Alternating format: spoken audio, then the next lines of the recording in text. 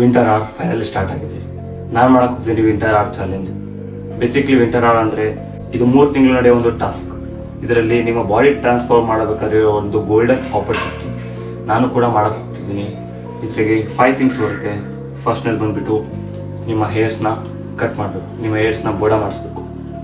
ಯಾಕಂದರೆ ನೀವು 3 ತಿಂಗಳಾದಮೇಲೆ ಮಿರರಲ್ಲಿ ನಿಮ್ಮ ಮುಖ ನೋಡ್ಕೊಂಡಾಗ ನಿಮಗೆ ಚೇಂಜಸ್ ಕಾಣುತ್ತೆ, ಡಿಫ್ರೆನ್ಸ್ ಕಾಣುತ್ತೆ, ನಿಮ್ಮ ಪ್ರೋಗ್ರೆಸ್ ಕಾಣುತ್ತೆ.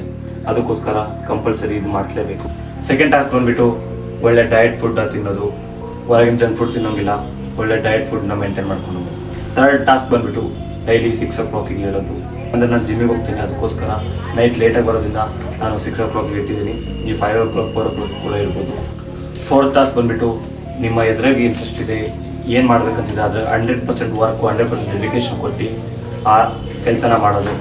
ಫಿಫ್ತ್ ಒನ್ ಬಂದುಬಿಟ್ಟು ಒಂದು ಫಿಸಿಕಲ್ ಆ್ಯಕ್ಟಿವಿಟಿಗೆ ನಿಮ್ಮ ಟೈಮ್ ಕೊಡೋದು.